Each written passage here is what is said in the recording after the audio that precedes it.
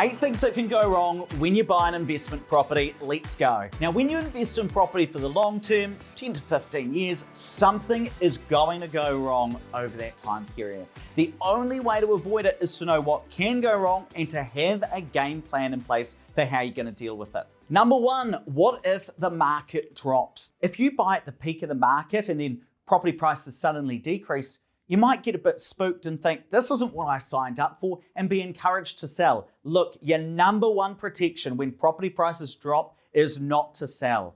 The reason is if you buy at the peak and then sell once prices go down, then you have made a real loss. You've really lost money. But if you wait for prices to recover, and look, all asset prices go up and down, but most stable assets tend to increase in value over the long term. Well, if you can ride out that decrease in price and wait till later, then you haven't made a real loss. You might have made a loss on paper temporarily, but you can still do well over the long term. Problem number two, what if the property doesn't increase in value? Now, this is related to the first issue, but also slightly different. So let's say you thought you needed $1 million worth of assets in retirement, and you've done some forecasts, and you think, hey, if I buy a couple of properties, I'll be sorted for my retirement.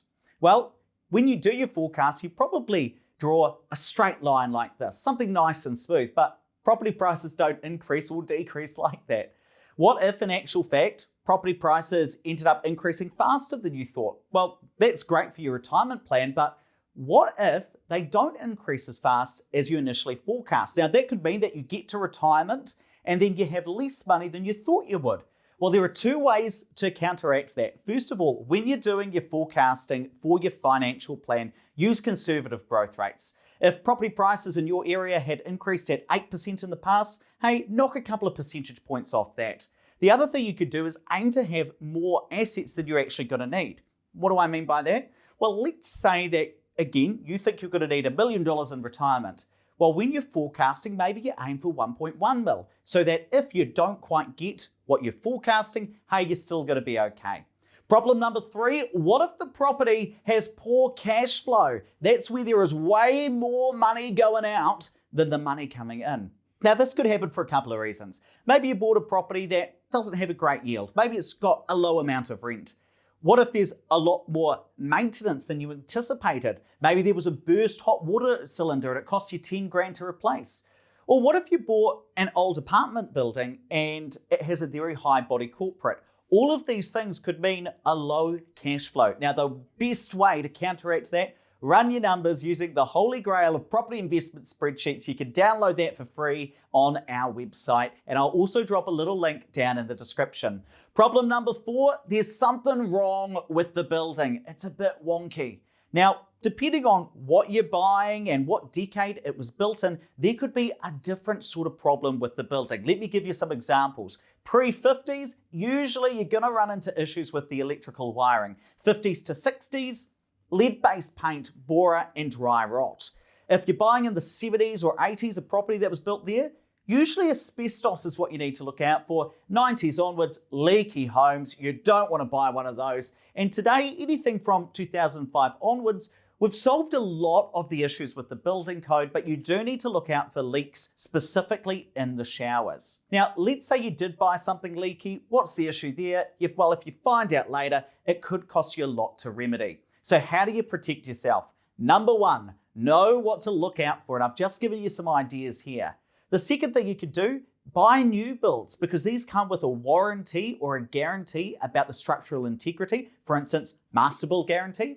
You can also get a builder's report, and this is an absolute must, especially if you're investing in existing properties. You need to get somebody in who knows what they're looking for and can tell you what might be wrong about the place. Problem number five, what if you get a bad tenant? Now, this is something that first-time property investors tend to worry about quite a lot, because you don't want to buy a really nice quality investment property and then your tenants turn it into this. Now, let me be clear, there are more good tenants out there than bad tenants, but you want to make sure you're finding the good ones. So how do you do that? It all starts with getting a really good property manager who can conduct the right checks. There are 3 of them you need to do. First of all, background checks. That's when you call up their previous landlords and make sure, yeah, they did look after the place. Secondly, you want to do credit checks. Do they owe a whole heap of money to an electricity company or some other type of lender? Because you want to make sure that, yes, you are going to get paid on time. And number three, employment checks. Calling up their employer,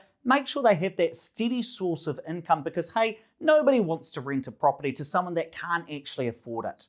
Now, I have a bonus one for you, and it's all about the property selection, investing in the right property from the outset. Now, if you invest in a property that's got really high tenant demand because it's a premium property, well, hey, you're going to be able to choose the right one. But if you invest in a lower quality property, you might be encouraged to accept an application from a tenant that maybe isn't the right fit. Problem number 6, what if you take on too much debt? Now, let me tell you a bit of a story. Back in 2004, there was a guy called Dean Letfuss. He was a property guru. And between 2004 and 2008, he went from no investment properties up to $20 million of investment properties. Now, the issue for Dean was that it was all financed by a lot of debt, way more than you could get these days because of LVR restrictions and bank servicing criteria. But when Dean wasn't able to keep up with those mortgage repayments, when the rental income became a bit more shaky, well, the banks forced him to sell properties for less than they were owed. Now, in the end, that unfortunately meant that Dean went bankrupt.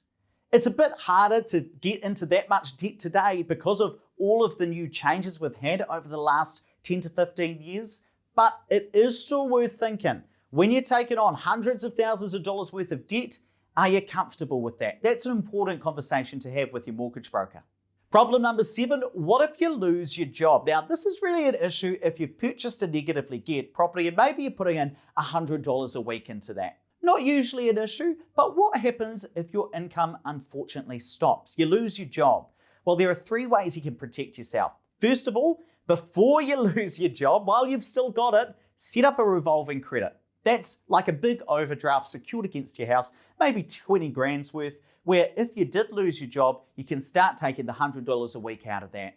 Second thing you could do, income protection insurance. Now that means that if you're made redundant, then part of your income is still coming in. But my favorite, number 3, is having an emergency fund. About $2,000 up to 3 months worth of your salary. And what that's going to mean is that if you do lose your job, the money's sitting there. You're going to be okay and you're going to be a lot less stressed. And number 8, our final one, more and more regulation. Now, over the last 18 months in the property investment community, we've seen higher taxes be thrust upon us for some investors through changes in interest deductibility. We've seen debt to income ratios considered by the Reserve Bank and loan to value ratios reimposed. Now, regulation is a fact of life, and here are the facts. Over the next 10 to 15 years, maybe 20 years that you're investing in property, regulation is going to come and go. Sometimes it's going to go your way and some of it will be taken off. Sometimes there'll be more thrust upon you.